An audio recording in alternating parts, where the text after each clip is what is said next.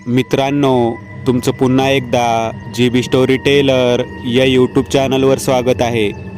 आजच्या आपल्या गोष्टीचं नाव आहे दैवी शक्ती. लेखक निखिल सूर्यवंशी. पण गोष्ट सुरू करण्याआधी जर कोणी ह्या चॅनलवर पहिल्यांदाच आलेले असाल तर त्यांनी ह्या चॅनलला सबस्क्राईब करायला विसरू नका. चला तर मग अजिबात वेळ न घालवता गोष्टीला सुरुवात करूया.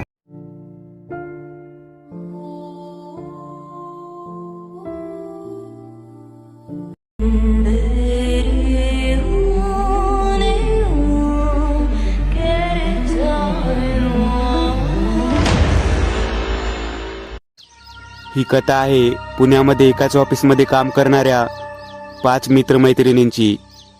शुभम, रोहन, नितीन, दिव्या, मानसी.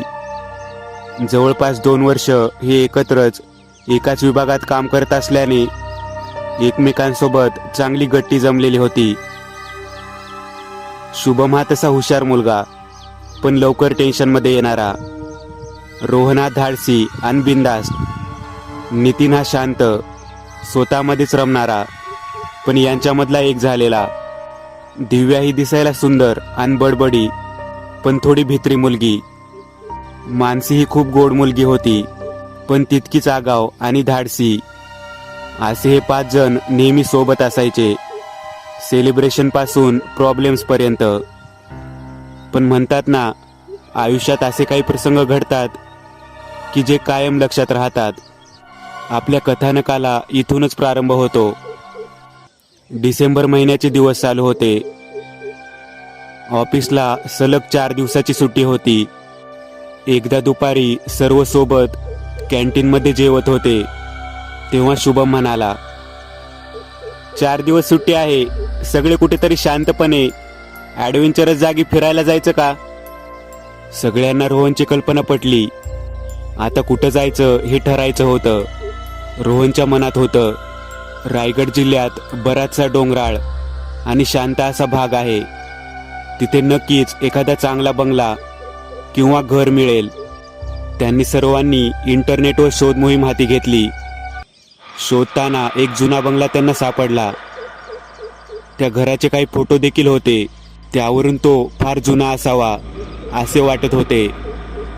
पण या सर्वांना असेच ठिकाण हवे होते, त्यामुळे सगळ्यांची संमती लगेच मिळाली. फोटोखाली दिलेल्या नंबरवर कॉल केल्यावर माधव नावाच्या माणसाने फोन उचलला.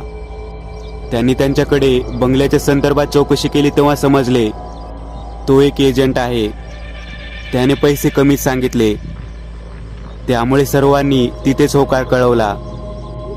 आता प्रश्न होता तो घरच्यांच्या परवानगीचा. मुलांच्या घरातून लगेच होकार मिळाला, पण मुलींना थोडे अश्रू गाळावेच लागले. पण मग परवानगी मात्र मिळाली. निघायला अजून 2 दिवसाचा अवधी होता, पण यांची तयारी मात्र सुरू झाली होती. शुभमच्या पप्पांकडे कार होती, त्यामुळे तीच गाडी घेऊन जायचं असं ठरलं. मुलींची चर्चा मात्र कपडे कोणते घ्यायचे यावरच होती. ते घर पाहिल्यापासून रोहनच्या मनात मात्र एक शंकेची पाल चुकचुकत होती, पण त्याने सगळ्यांसमोर तसे काही दर्शवले नाही. निघायची सर्व तयारी झाली होती, पण रोहनला अशा ॲडव्हेंचरस ट्रिपचा अनुभव होता. त्यामुळे त्याने निघायच्या आधीच बॅगमध्ये लसूण, लिंबू घेऊन ठेवलं. ते जेव्हा अशा ट्रिपला जात असे तेव्हा त्याच्यासोबत त्याच्या आजोबांनी दिलेली एक गोष्ट असायची. तसेच एक छोटा प्लास्टिकचा ओमी जवळ ठेवला. गरज पडल्यास संरक्षणासाठी एक त्याचा आवडता जुना लोखंडी सुराई घेतला. बाकी मुलांना असा पहिलाच अनुभव असल्याने त्यांनी कपडे वगैरे घेतले. मुलींची तयारी काय असते हे तर आपल्याला सांगायला नको. पावडरपासून सर्व त्यांच्या बॅगमध्ये होती. पण मानसीची आई थोडी धार्मिक प्रकारची होती. जबरदस्तीने तिने मानसीच्या बॅगमध्ये हनुमान चालिसाचं छोटं पुस्तक ठेवलं. आईच्या इच्छेमुळे मानसीनेही ते घेतलं, पण कोणाला सांगायचं नाही असं ठरवलं. दिव्याने खायच्या वस्तू घेतल्या. 3-4 दिवस पुरेल इतका सुकामेवा, लाडू वगैरे. नितीनने त्याच्याजवळ असलेली चार्जिंगची टॉर्च घेतली. काही मेणबत्त्या, आगपेटी देखील घेतल्या. गाडी स्वतःचीच असल्याने अंथरूण पण सोबत घेतले. निघायच्या आदल्या दिवशीच्या रात्री सर्वजण त्यांच्या व्हॉट्सअपच्या ग्रुपवर बोलत होते. छोट्या मोठ्या सर्व गोष्टी झाल्यात याची खातरजमा करत होते. सकाळी 8 वाजता सर्वजण शुभमच्या घरी जमणार होते. शेवटी निघायचा दिवस उजडला, पण नेहमीप्रमाणे सर्वांना जमायला उशीर झाला. 9 वाजेच्या सुमारास सर्वजण जमले आणि त्यांनी त्या घराच्या दिशेने प्रस्थान केले. दिव्याच्या आग्रहामुळे पिण्याच्या पाण्यासाठी बिस्लरीचा मोठा बॉक्स घेतला. अंदाजे 4 तासाचा रस्ता होता. मध्ये पाहण्यासारखं फारसं काही नसल्यामुळे रोडलाच एका ढाब्यावर त्यांनी जेवण केले. मुख्य रस्त्यापासून एक फाटा त्या गावाकडे जाणार होता. तिथपर्यंत गुगल मॅपने मदत केली, पण पुढं मात्र मोबाईलला नेटवर्क कमी होत गेलं. गावात पोहोचल्यावर त्यांना ते घर शोधण्यास फारसा त्रास झाला नाही, कारण माधवने प्रत्येक गोष्ट त्यांना सांगितली होती. पण त्या घराकडे जाताना त्यांना जाणवलं की रस्ता सुनसान आहे आणि ते घरही गावाच्या बाहेरच आहे. आजूबाजूला लोकवस्तीही नाही. खरं तर हे पाहून सर्वांना आनंद झाला. त्यांना हवं असलेलं थ्रिल अनुभवायला मिळणार होतं. डिसेंबरचा महिना असल्यामुळे वातावरणात गारवा जाणवत होताच, पण घराजवळ गारवा जास्तच वाटत होता. सर्वांचा असा समज झाला, घर गावाच्या बाहेर असल्याने इथं गारवा जास्त असेल. माधवकडून त्यांना आधी समजलं होतं की त्याच्या माणसाने घर साफ केले आहे आणि घराची किल्ली बाहेर असलेल्या कुंडीच्या मागे ठेवली आहे. नितीनने जाऊन कुंडी सरकवली आणि चावी घेऊन कुलूप उघडले. त्याने दार उघडले. तोच आतून आलेली एक थंड हवेची झुळूक सर्वांच्या अंगाला स्पर्श करून गेली. सर्वांनाच या गोष्टीचं नवल वाटलं. एका पाठोपाठ एक असे सर्वजण घरात आले. घर दुमजली होते. मध्ये मोठा हॉल, बाजूलाच किचन. हॉलमधून वर जाणारा जिना, वरती 3 खोल्या होत्या, त्यावर कौल, खाली अजून 2 खोल्या. असा प्रशस्त बंगला होता. बंगला पाहून सर्वांनाच भुरळ पडली, पण रोहनच्या मनात मात्र हेच होतं की हे घर इतक्या स्वस्त किमतीत का दिले. आत गेल्यावर मुलींनी त्यांचा मोर्चा बाथरूमकडे वळवला. फ्रेश होण्यासाठी त्यांची धडपड सुरू झाली. शुभमने हॉलमध्ये असणाऱ्या दिवाणावर बैठक मारून घेतली. रोहन आणि नितीनने मात्र पूर्ण घर पाहण्यास सुरुवात केली. खालील प्रत्येक खोली रोहनने नीट पाहिली. त्यात त्याला वेगळे असे काही जाणवले नाही. स्वयंपाकघरात गेल्यावर त्याला थोडं वेगळं जाणवलं. माधवच्या माणसाने काल आणून ठेवलेल्या सामानापैकी सर्व सामान नीट होते, पण लसूण मात्र काळा पडला होता. त्याला ही गोष्ट मात्र खटकली. त्याने नितीनला ती बोलूनही दाखवली, पण नितीनने त्याची समजूत काढली आणि त्याकडे दुर्लक्ष करण्यास सांगितले. रोहनने मग वरच्या खोल्या पाहण्यास सुरुवात केली. खोल्या पाहताना त्याला एक गोष्ट जाणवली की वरच्या खोल्यांची उंचीही जास्त आहे. वरती लाकडाच्या तुळया होत्या, पण आज सूर्यप्रकाश येण्यासाठी तावदाने मात्र नव्हती. त्यामुळे भर दुपारी पण खिडकी बंद असेल तर खोल्यामध्ये अंधार वाटत होता. वीज असल्यामुळे खोल्यांमध्ये बल्ब वगैरे तर होतेच. वरती असलेल्या 3 खोल्यांपैकी 2 खोल्यांमध्ये मोठे बेड होते.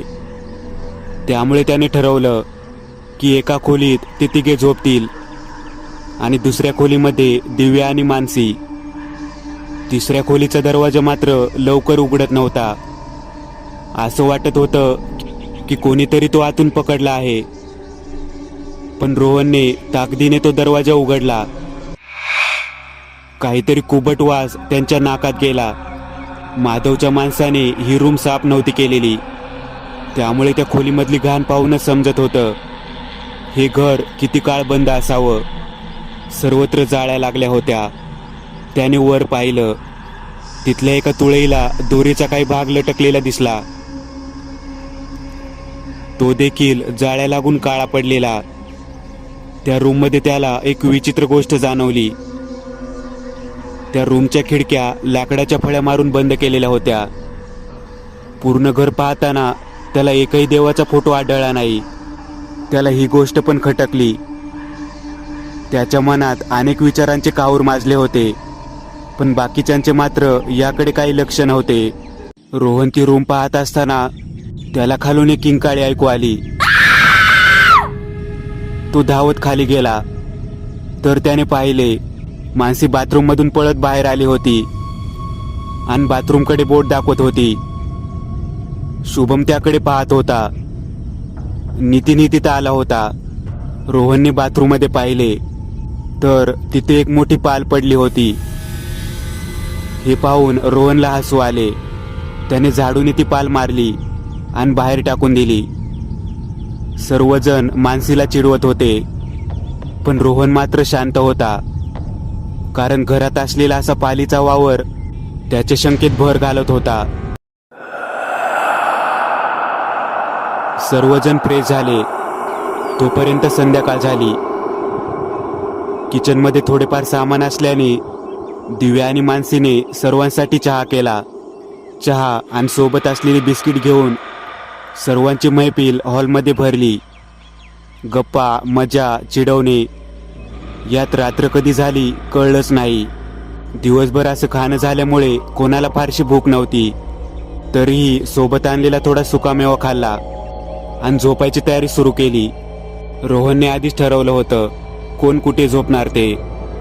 रूम तशा जोडूनच असल्याने सर्वांना त्याची कल्पना पटली. फारसा वेळ मिळाला नसल्याने सामान बॅगेत तसेच होते. झोपायला जाताना रोहनने सर्वांना सूचना दिल्या, रात्री कुठेही एकटे जाऊ नका वगैरे. सर्वजण येस सर असं म्हणून हसायला लागले आणि आपापल्या रूममध्ये गेले. फार रात्र झाली नव्हती. रात्रीचे 10च वाजले असतील, पण कंटाळा आल्यामुळे सर्वजण लवकरच झोपले. रात्रीचे 11 वाजले असतील. मानसीला बाहेर कसला तरी बोलण्याचा आवाज ऐकू आला. तिला वाटलं मुले काहीतरी मस्ती करत असतील, त्यामुळे तिने त्याकडे दुर्लक्ष केले. पण थोड्याच वेळाने लाकडी जिना वाजण्याचा स्पष्ट आवाज तिच्या कानावर पडला. कोणाचे तरी हळू आवाजात विवळणे तिला जाणवले. त्यामुळे तिने रूमचा दरवाजा उघडला, पण कोणालाच काही न सांगता ती जिन्याच्या दिशेने जाऊ लागली. काही पाऊल टाकताच त्या तिसऱ्या रूममध्ये कोणीतरी गेल्याचे तिला दिसले. अंधार असल्याने स्पष्ट असे काही दिसले नाही, पण तिला असे वाटले या तिघांपैकी कोणीतरी तिची मजा करते. त्यामुळे ती त्या रूमच्या दिशेने गेली. पण आश्चर्य म्हणजे ती रूम बाहेरून बंद होती. आता मात्र मानसीला थोडा धक्का बसला. रात्रीचे 12 वाजले होते. अचानक तिला बाहेरून कुत्री रडत असल्याचा आवाज आला. त्याने तिला थोडी भीती वाटायला लागली, पण त्या खोलीत कोणीतरी गेल्याचे तिने नीट पाहिले. त्यामुळे तिचे कुतूहल तिला गप्प बसू देत नव्हते. तिने तो दरवाजा उघडला. कर्र असा आवाज करत दरवाजा उघडला गेला. त्या रूममध्ये ती आत गेली आणि काही क्षणातच त्या रूममधून एक मोठी किंकाळी बाहेर पडली. सर्वांनी तो आवाज ऐकला. धावतच सर्व त्या दिशेने गेले, तर तो दरवाजा आतून बंद होता. आता मात्र सर्वांना भीती वाटत होती. दार उघडायचे सर्व प्रयत्न करून झाले, पण काही केल्या ते दार उघडत नव्हते. रोहनने दरवाजाला छाती लावून आत काय चाललंय ते ऐकण्याचा प्रयत्न केला, तर अचानक ते दार आत ढकलले गेले. त्याला आतमध्ये मानसी जमिनीवर पडलेली दिसली. त्याने जवळ जाऊन तिला उठवायचा प्रयत्न केला. त्याच वेळी त्याला असे जाणवले की मानसीचं अंग खूप गरम आहे. ती उठत नव्हती. रोहनने तिला उचलून घेतलं आणि रूममध्ये आणून बेडवर झोपवलं. सर्वजण रूममध्ये आले.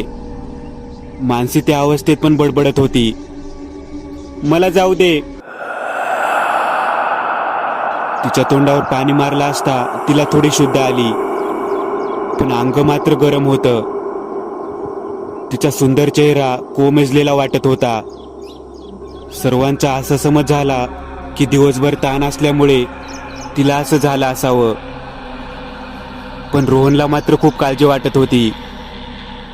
त्याला यात काहीतरी वेगळेपणा जाणवत होता.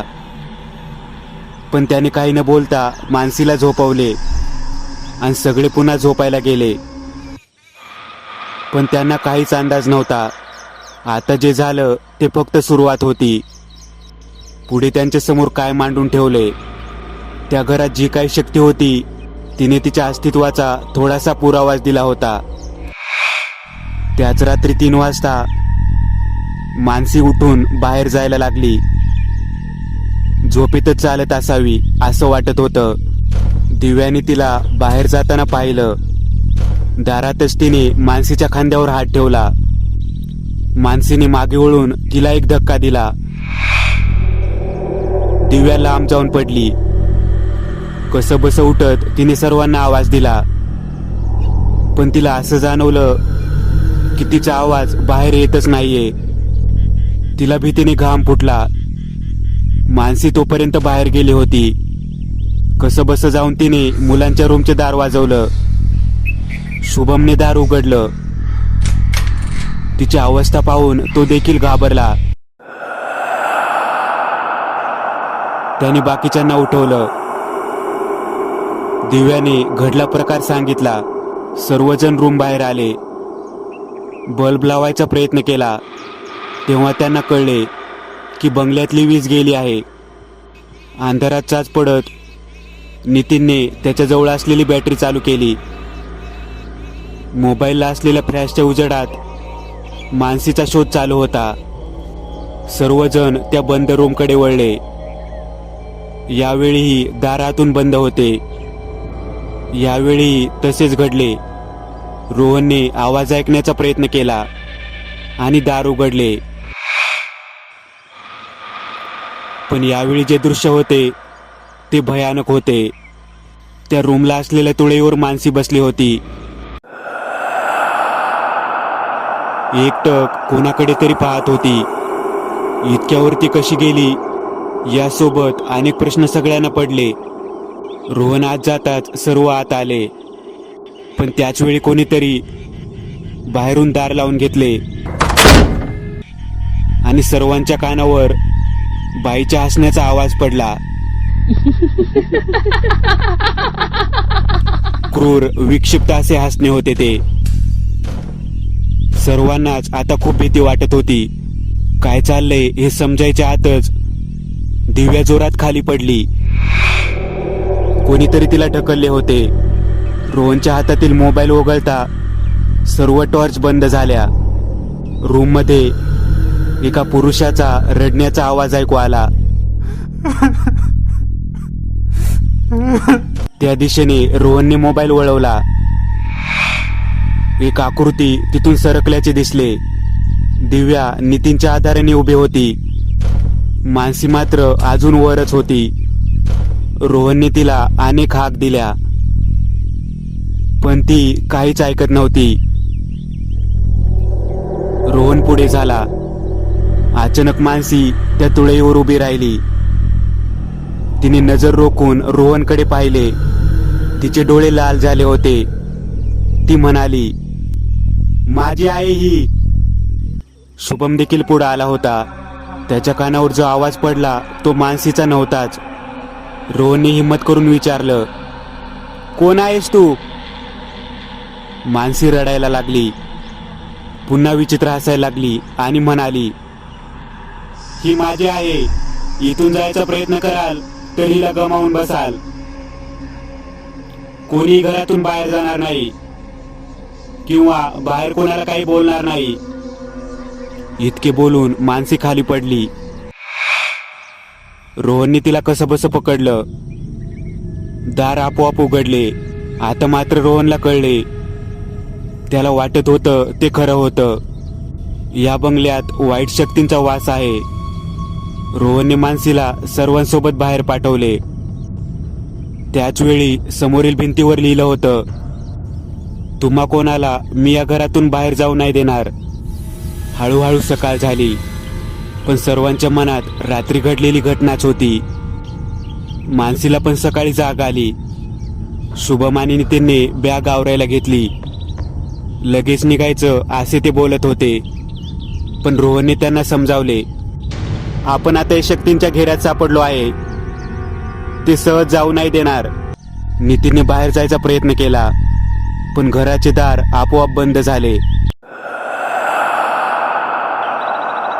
सर्वांना कळून चुकले की इथून सुटका नाही. न गेलोच तर मानसीलाही शक्ती सोडणार नाही. सकाळी सर्वजण फ्रेश झाले. नाश्ता होईपर्यंत सकाळचे 11 वाजून गेले. घडलेल्या प्रकाराबद्दल मानसीला फारशी माहिती नव्हती.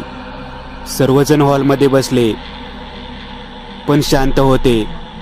न राहून मानसीने रोहनला विचारले, काय झालं? सर्व असे टेन्शनमध्ये आणि शांत का आहेत? रोहन मानसीला खूप नीट ओळखत होता. ती मानसिकदृष्ट्या कणखर होती. त्यामुळे रोहनने तिला घडलेला सगळा वृत्तांत सांगितला.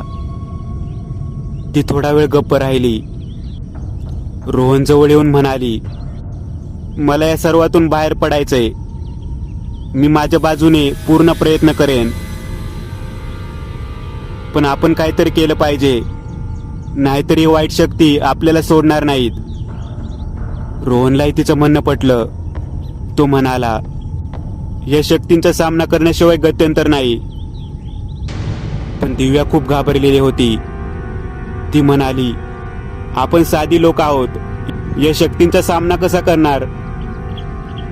शुभमने तिच्या बोलण्याला संमती दिली. नितीन मात्र शांत होता. रोहनने नितीनला विचारलं, काय झालं नितीन?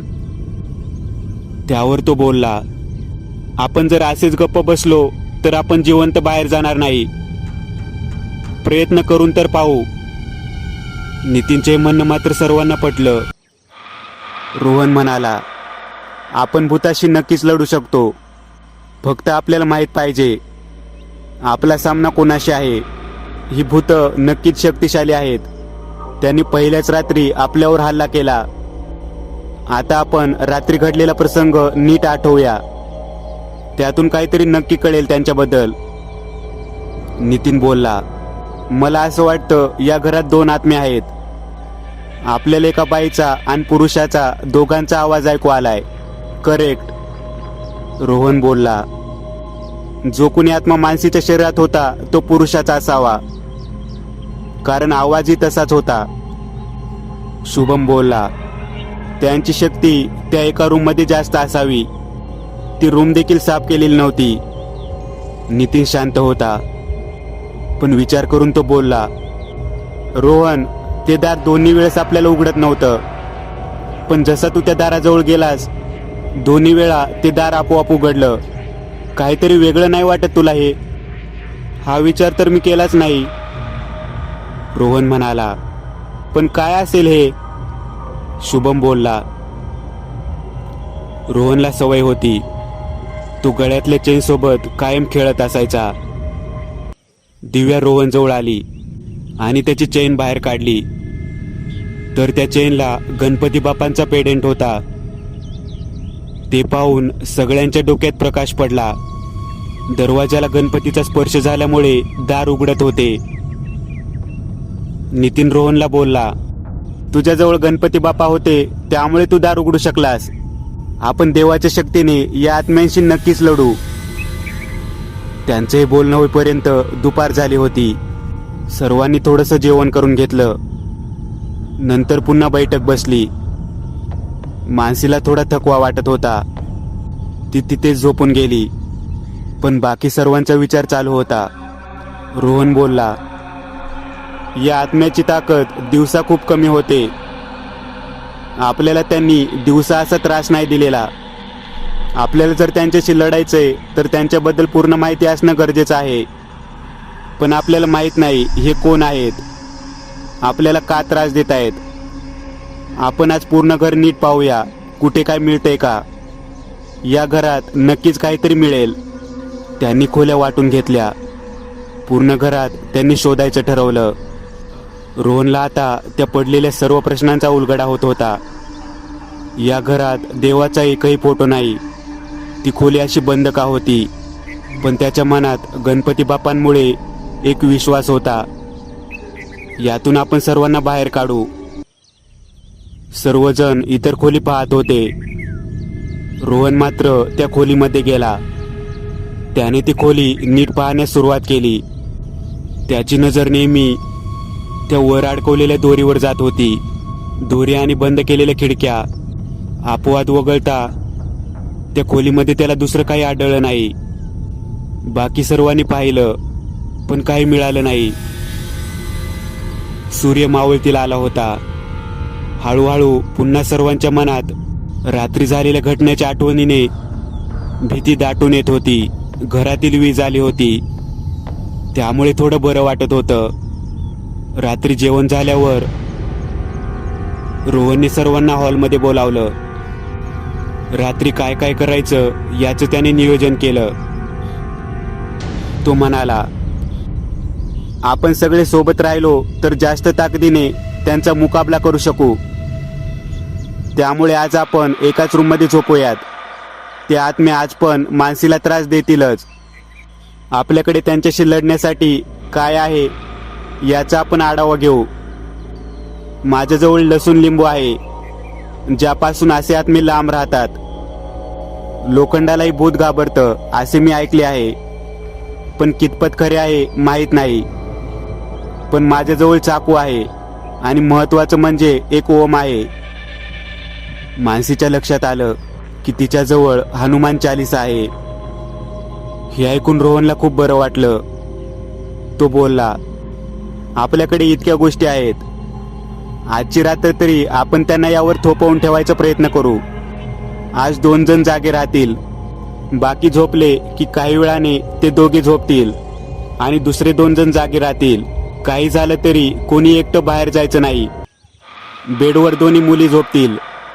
बेडच्या एका बाजूला नितीन आणि दुसऱ्या बाजूला शुभम झोपेल. दाराजवळ मी झोपेल. मानसीच्या उशीखाली हनुमान चालीसा ठेवूया. मी माझ्याजवळ चाकू ठेवेल. लसूण शुभमकडे राहील, लिंबू नितीनकडे राहील आणि दिव्याकडे ओम देऊयात. प्रत्येकाजवळ काही ना काही राहील. आजची रात्र आपल्याला काढायची आहे. उद्या काहीतरी मार्ग काढूयाच आपण. रात्रीचे 10 वाजत आले होते. हे बोलत असतानाच दिव्याच्या केसांवर कोणीतरी फुंकर मारल्याचे तिला जाणवले. मागे पाहिले तर काहीच नव्हते. अचानक वीज ही गेली. सर्वत्र अंधार पसरला.